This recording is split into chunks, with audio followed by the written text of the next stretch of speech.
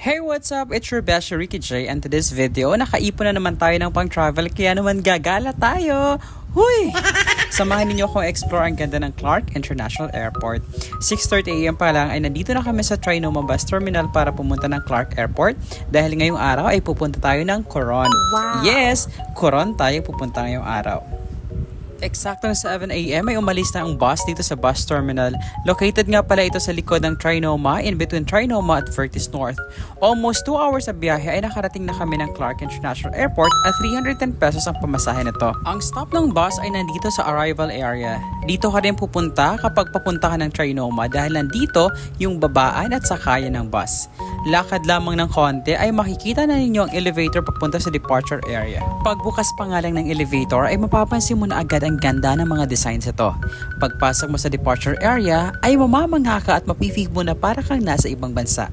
Malaki at maaliwalas at hindi ganun kadami at kabisi ang airport na ito. Ang Clark International Airport ay kilala sa kanyang modern at innovative na design. May state-of-the-art facilities na nagpapaganda ng travel experience para sa mga pasahero.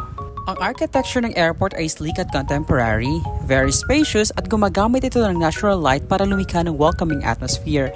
Ang design ay may kasamang sustainable elements para masiguro ang energy efficiency at environmental friendliness. At dahil 9 AM nga kami dumating sa airport, ay dumiretso na agad kami dito sa 7-Eleven para mag-breakfast.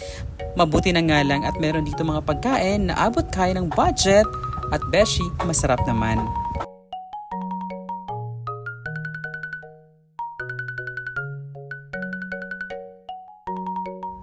Pagkatapos nga natin kumain ay umikot na tayo dito sa airport. Una natin pinuntahan ang CR nila dito. Dahil nga judgmental tayo, kailangan muna natin makita kung maganda nga ba yung CR nila. Kaya naman, let's go, pasukin na natin. In all fairness mga beshi, hindi ka mapapahiya sa CR nila dito. Maluwag, malinis, walang tao, may bidet, malalaki ang mga salamin dito, pwede kang mag-body check kung meron kang abs, at kung wala naman, suklay-suklay na lang yung buhok. At di mo kinaya, naka-sensor activated ang kanilang faucet dito at meron pa silang pa-soap dyan mga besh. Aside sa CR, kung kailangan mo magpapalit ng dolyares, meron silang currency exchange dito. At ikutin naman natin yung kanilang check-in counters. Modern ang mga check-in counters at self-service kiosk para mabilis at efficient ang check-in process mga besh. Advanced din ang kanilang security system at streamlined immigration processes para sa safety at convenience sa mga pasahero.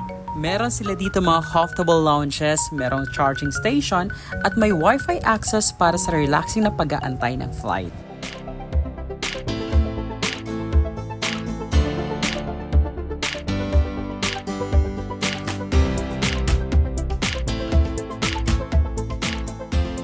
Nakapag-check-in na nga tayo kaya papasok na tayo sa kanilang departure area mga beshi. Ang luwag ng kanilang departure area mga beshi, halos walang masyadong tao. Meron itong mga coffee shop kung kailangan mo magkape. At meron din mga souvenir items dito kung kailangan mong magpasalubong sa iyong mga minamahal sa buhay.